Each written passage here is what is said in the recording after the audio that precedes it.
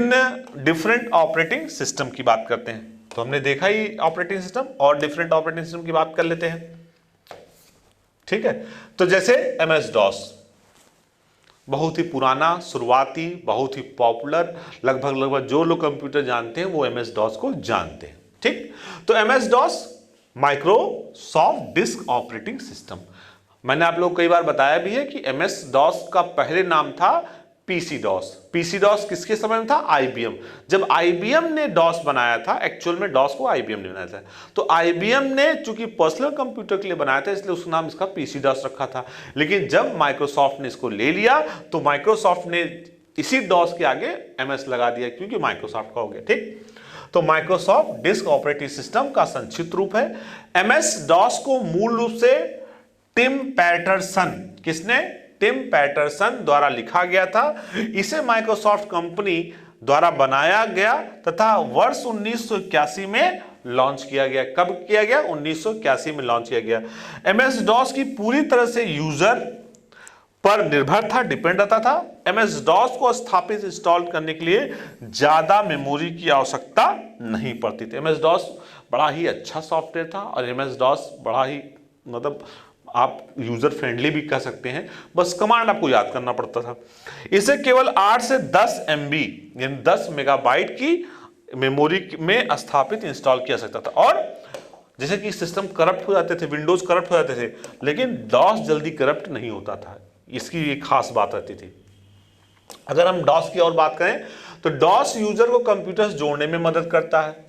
भाई कंप्यूटर से काम करने में डॉस, जैसे हम लोग शुरुआत में बात करें तो हमें सॉफ्टवेयर इंस्टॉल जो करना पड़ता था हम लोग डॉस से ही करते थे। ठीक, तो नई फाइल बनाना, एमडी कमांड से नई फाइल बनाते थे। डिलीट करना, फाइल का नाम बदलना, ये सब कार्य बड़े आसानी से करते थे। बहुत छोटे छोटे कमांड थे, एमडी से बनता था, dir से देखते थे, रीनेम कमांड होता था, बस एक वर्ड का वो कमांड कैरेक्टर होते थे। डॉस द्वारा कंप्यूटर में स्टोर की गई फाइलों को लिस्ट भी दिखा सकते थे। एक ट्री कमांड होता था, ट्री कमांड से हम लोग देखते थे तो कितने स्टोरेज हैं वो भी जान सकते थे, स्टोरेज कितने ये भी जान सकते थे। और डॉस द्वारा फाइल प्रबंधन, फाइल मैनेजमेंट एवं मेमोरी मैनेजमेंट दोनों किया जा सकता था। फाइल मैनेजमेंट भी कर सकते थे और मेमोरी मैनेजमेंट भी हम कर सकते थे। आगे देखते हैं यूनिक्स। अगर multi programming, multi user operating system की बात करें तो शुरुआत का जो सबसे पॉपुलर था यूनिक्स ही था। तो यूनिक्स की बात है, यूनिक्स एक ऑपरेटिंग सिस्टम और इसे वर्ष 1969 में 1969 में बेल लेबोरेटरी में विकसित किया गया था। कहाँ किया गया था? बेल लेबोरेटरी में किया था। हमने बताया कि बेल लेबोरेटरी सबसे खास लेबोरेटरी है। यहां पर खास मैंने शब्द इस्तेमाल क्यों किया? क्योंकि खास इसलिए कि सी लैंग्वेज बात करेंगे तो AT&T बेल लेबोरेटरी, यूनिक्स बात करेंगे तो AT&T बेल लेबोरेटरी, यानी कंप्यूटर के जो बड़े महान डेवलपमेंट हुए, महान आविष्कार हुए, महान चीजें निकली, वो AT&T बेल लेबोरेटरी से ही हुई। आगे बात करते हैं यूनिक्स। यूनिक्स ऑपरेटिंग सिस्टम को सी भाषा में, सी लैंग्वेज में किया गया। ठीक है, सी लैंग्वेज में, और ये भी AT&T बेल लेबोरेटरी से, एवं असेंबली प्रोग्रामिंग भाषा में, प्रोग्रामिंग लैंग्वेज में लिखा गया था। ठीक है, तो असेंबली प्रोग्रामिंग लैंग्वेज में सी को, यूनिक्स को लिखा गया था। ठीक, तो कौन सा? सी लैंग्वेज था और असेंबली प्रोग्रामिंग लैंग्वेज। ठीक, आगे बात करते हैं माइक्रोसॉफ्ट विंडोज 3.1। यानी अगर विंडोज की शुरुआती की बात करें, जैसे आप विंडोज 95 आ गया, विंडोज 98 आ गया, आप तो विंडोज 10 आ गया, तो अब तो काफी आ गए, लेकिन जो शुरुआत में जो था 3.1 की हम बात कर रहे तो ये काफी पॉपुलर हुआ। कब आया ये? मई 1990 में, 1990 में विंडोज 3.0 श्रृंखला सीरीज का पहला संस्करण, फर्स्ट वर्जन, ये क्या था? GUI बेस्ड था। ये डॉस था, डॉस तो CUI बेस्ड था, कैरेक्टर यूजर इंटरफेस था, लेकिन ये आपका GUI बेस्ड था। लॉन्च किया गया, उसके पश्चात 1992 में विंडोज 3.1 जारी किया गया और माइक्रोसॉफ्ट विंडोज 3.1 डॉस का विस्तृत रूप था। यानी ये डॉस क्या था? डॉस आपका कैरेक्टर यूजर इंटरफेस था, इसी को विंडोज में कर दिया, ग्राफिक्स में कर दिया है, यानी ग्राफिक्स में कर दिया, यानी वहां पे हमें कमांड याद करने की कोई जरूरत नहीं थी। अब बात करते हैं माइक्रोसॉफ्ट विंडोज NT की। NT मतलब न्यू टेक्नोलॉजी की बात करते हैं, यह भी काफी फेमस था।